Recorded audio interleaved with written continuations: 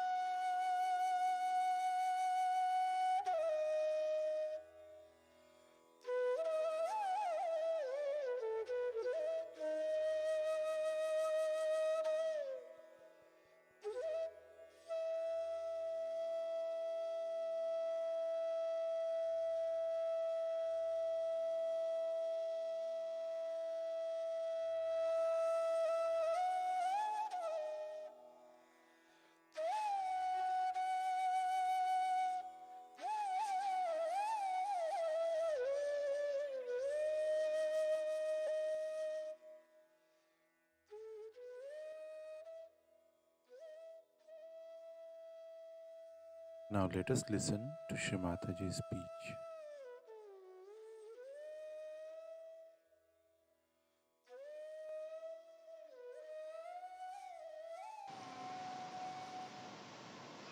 Today is a great day to come to Brighton because it's the day of Buddha's birthday.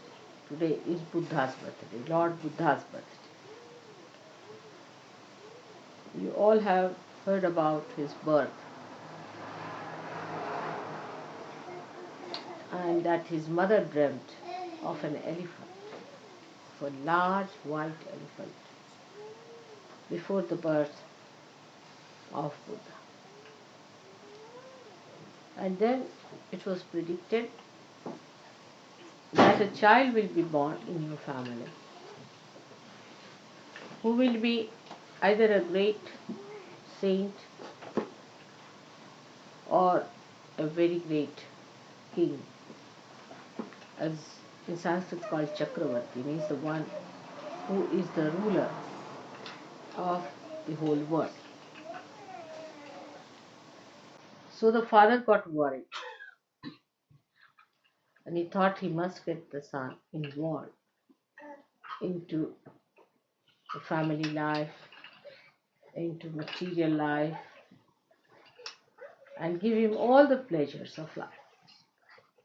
So he built a very special place for him, beautiful palace to live in, and where he got married to a girl called Yashodhara, was a very, very beautiful woman, gave him all the pleasures of life, everything that he could do to entice this boy away from asceticism. Also, you know the story of his going one day on the road, how he found three types of people, and how he felt that why a person should become old, why should a person suffer in life, and why should people die. So, all these three things put an inquiry into himself, and he started trying to understand why these things happen to human beings. With this, the inquiry started. So, uh, he reached a point where he could not bear any more the comforts and the all the attachments that were entangled around him by his father. He had a son whose name was Rahul, and he left the son and the wife in the search of the truth.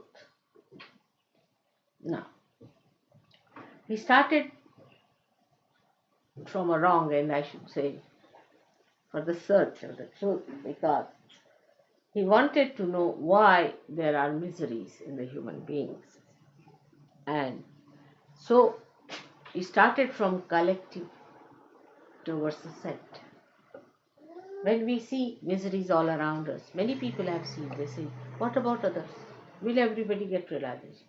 Will everybody will have this? You see, this comes from the wrong end, I feel, because first of all, we must know, are we all right? Have we, are we perfect? Are we full of joy? Have we received the absolute knowledge? If you start from this point, it's always better. Because he started from the wrong point, searching it from the collective, to remove the miseries of the people, he had to go in a very roundabout. So he read all the books and Vedas, and this he went to big Pandits, to all the great knowledgeable people, to meet them, to ask them the answer why there are these three things. That is, the roga is the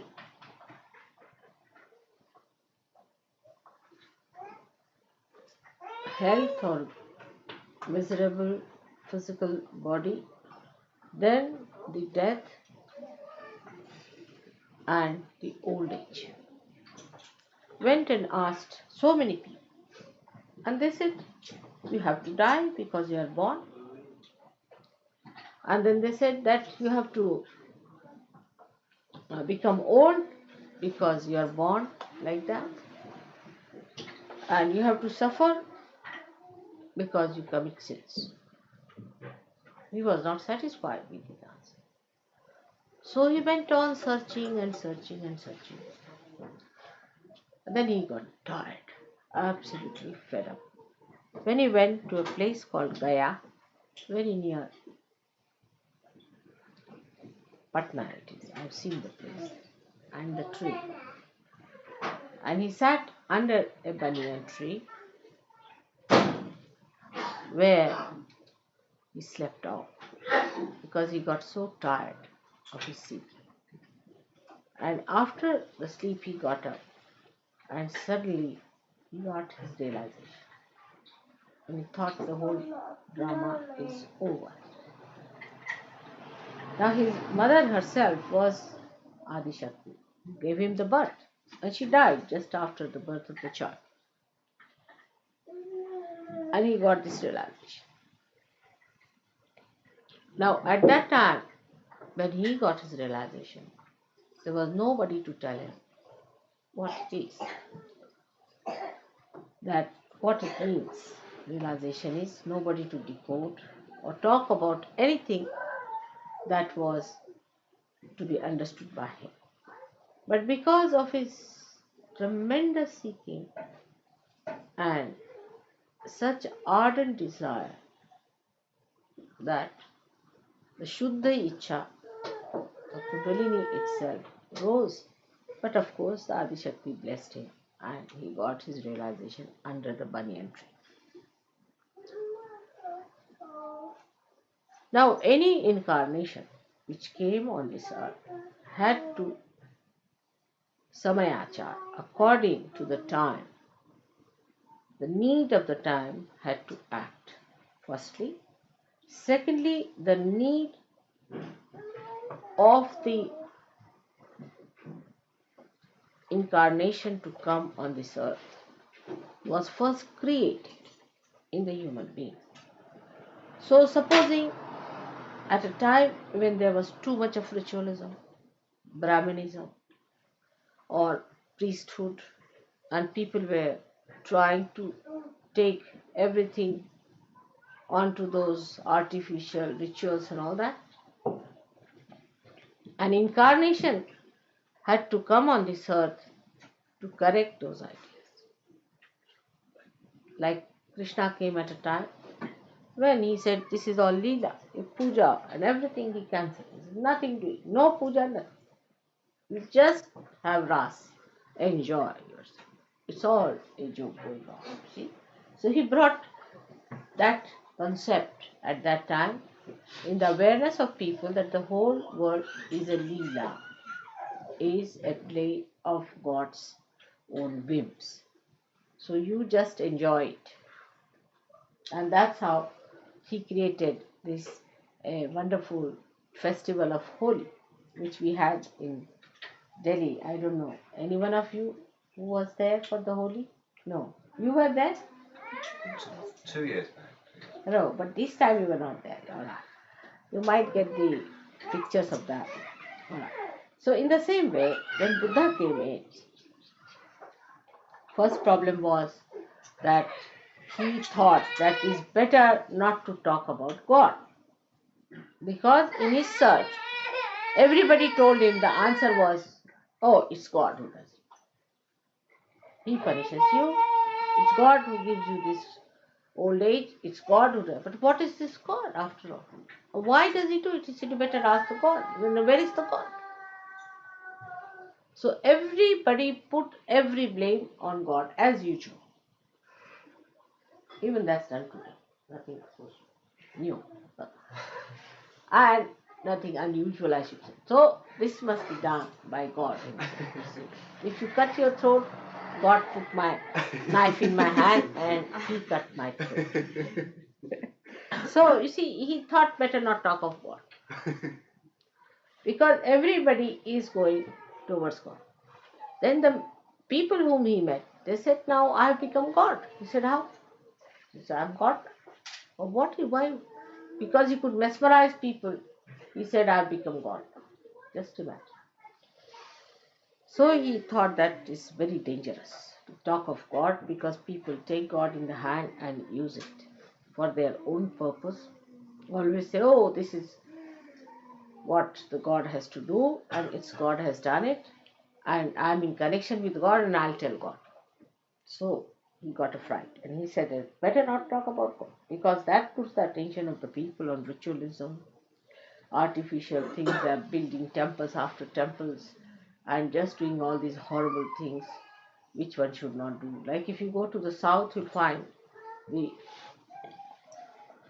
in the temples, they shave their heads of the leaves. They shave it completely. And they have to, this all cobbled along the sides of the walls of the temple. And the ladies who shave their head are just rolling along the sides. You see, they have to do it sometimes 1008 times, rolling magic. And the water is poured on them. See, God knows what is the ritual from where it has come. So the poor women go on rolling like that. And somebody is pouring water on them all the time, buckets after buckets. The husband and the brother and all, they bring one after another. You see, one is finished, then another one. Poor lady is rolling like that on that muddy, sort of a cobbled area. I mean, I was shocked when I saw this. I said, what's this? And then later on, you see, they became modern. So they started selling the hair, you see, abroad. So the whole thing became a big industry in Madras, you see. The hair was made into this bouffant and all that you call it, you see. And were sent to England and other places. So it's, I mean, in the name of God, ridiculous things were done. Ridiculous things were done. So he just thought, better not talk about God. The first step is self-realization. He was a great Sir Yogi, I must say. Because he said, nothing doing, don't talk about God or anything. First, you get your realization. That was the first condition. Establish it. Unless and until you have established your realization, nothing doing. So he just started his own method of propagating Buddha's knowledge, or you can Buddhism as they call it. Of course, it became ism later on. So all that he started with the idea that people should first become Buddha. Buddha means realize. Buddha is to know. So Buddha means the person who has known, means the one who is a realized. So what he says, Buddham Sharanam Gacchami. I bow, no, I surrender. Sharanam means I surrender to the Buddhas, means to all the Sajogis. You are all Buddhas because you know. When you know, you are the Buddha.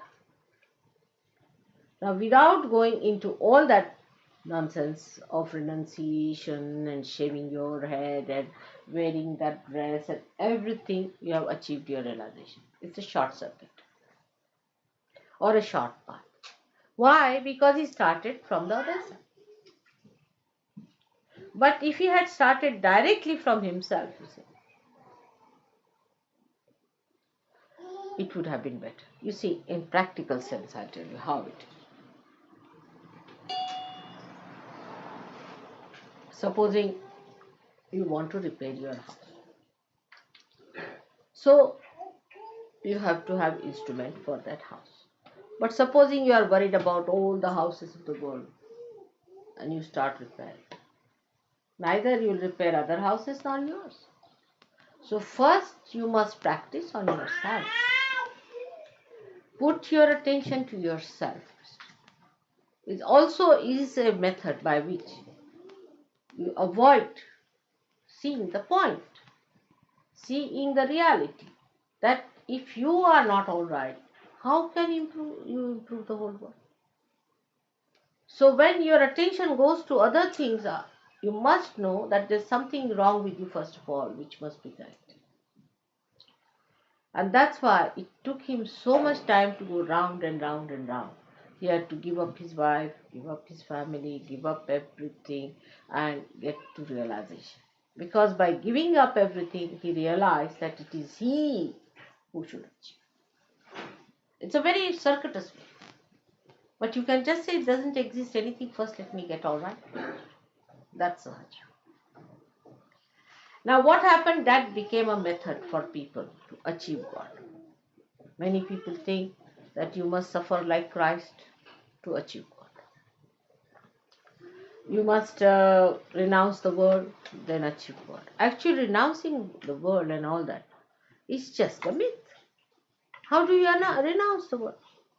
It's myth. What are you renouncing? I mean, in any case, you can't carry this with you, can you?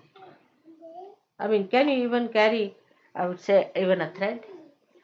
Nothing. When you come like this. You are born with closed fists. When you go, the hands are like this also. Have you ever seen a dead corpse? He always has his hands like this. Nothing empty. Just going like this.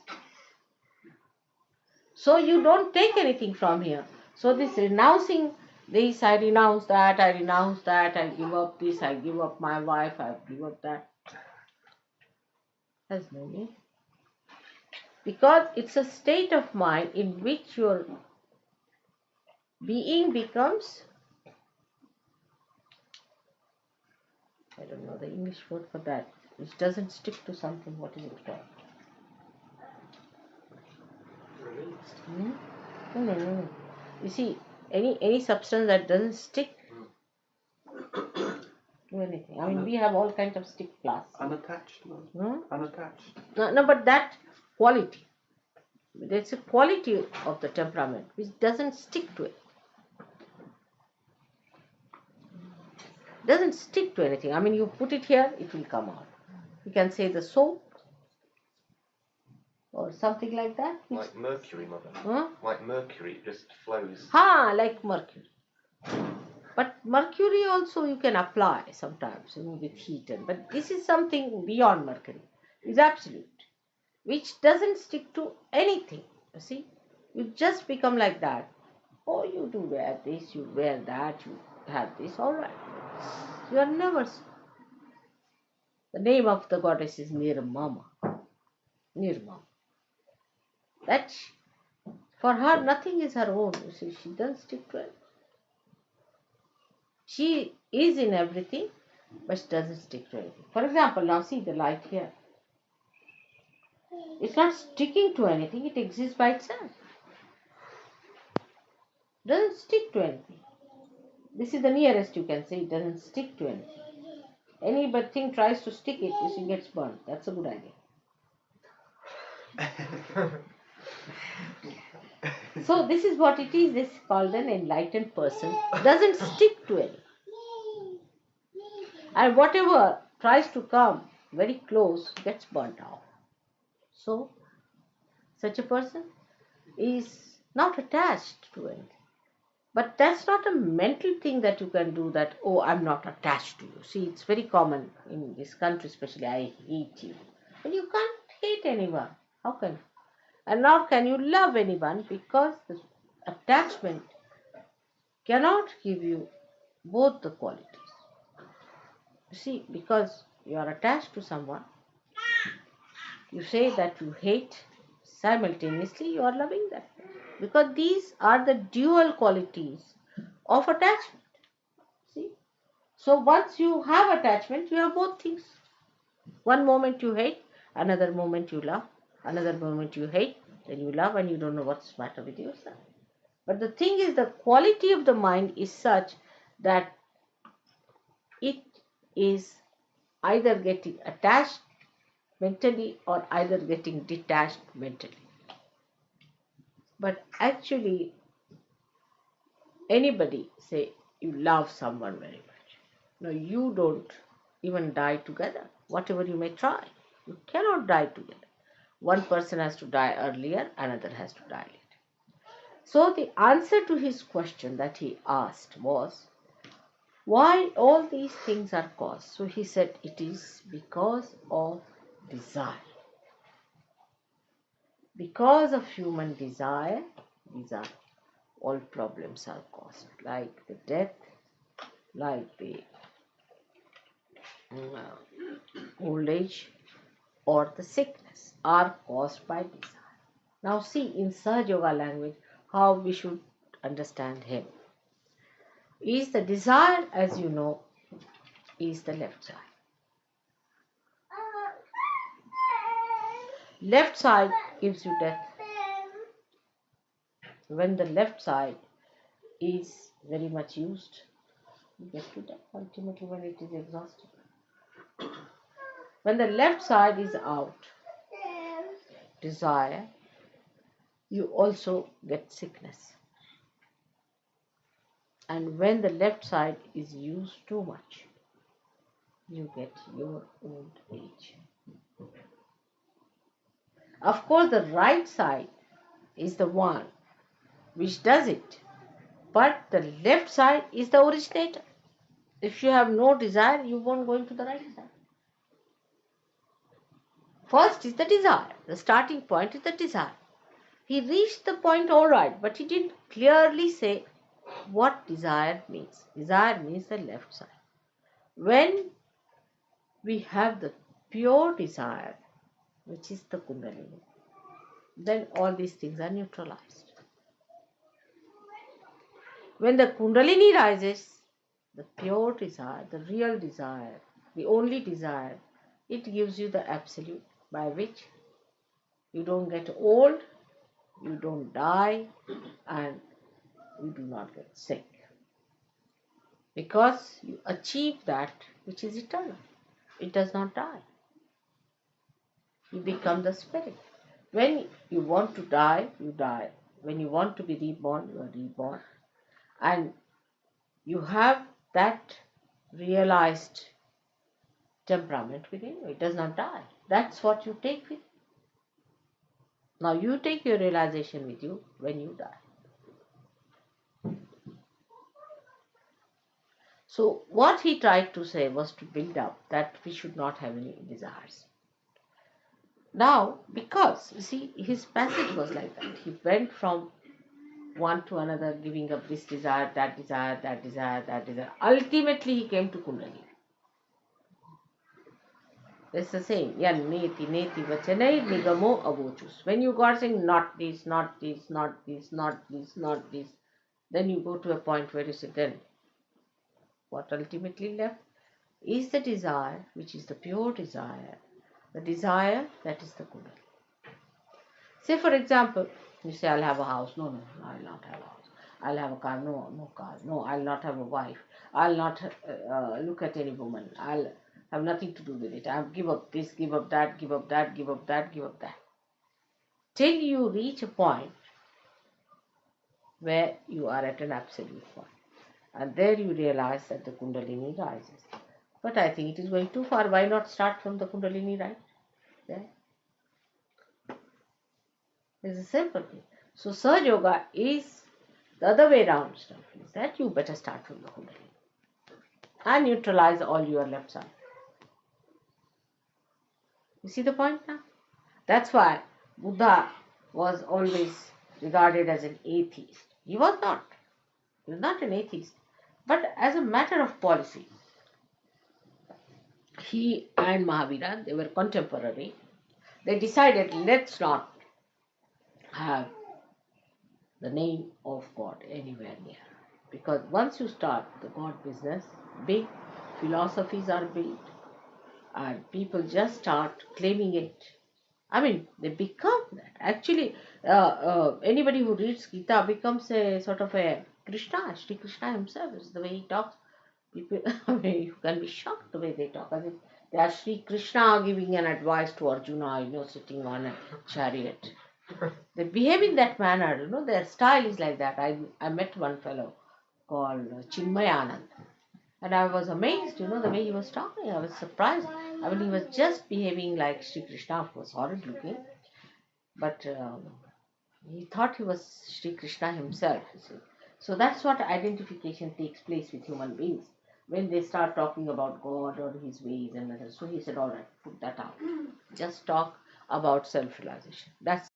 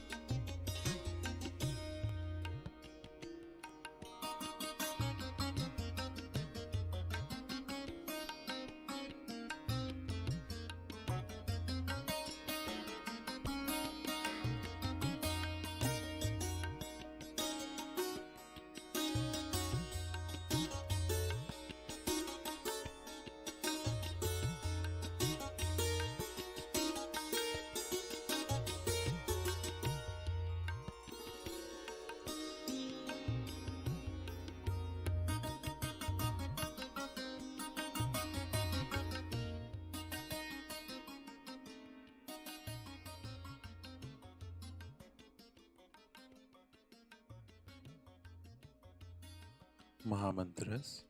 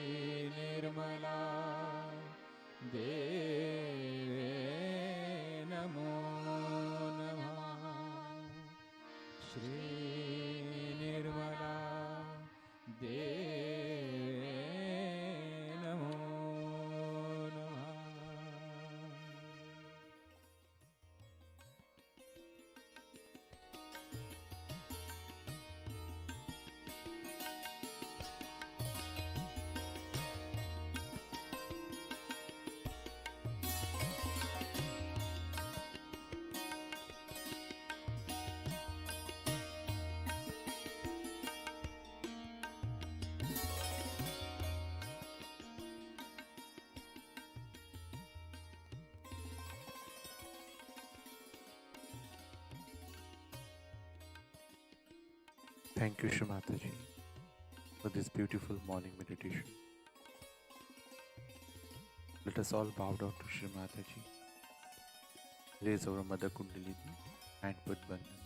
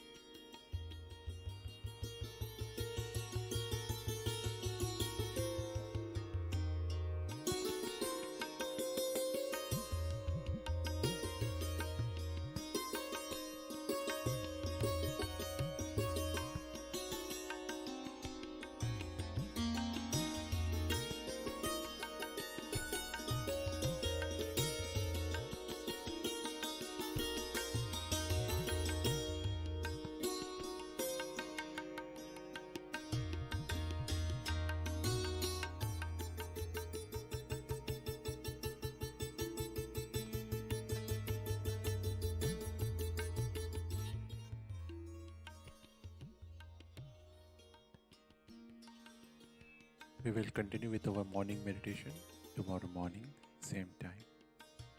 Jai Shri Mataji.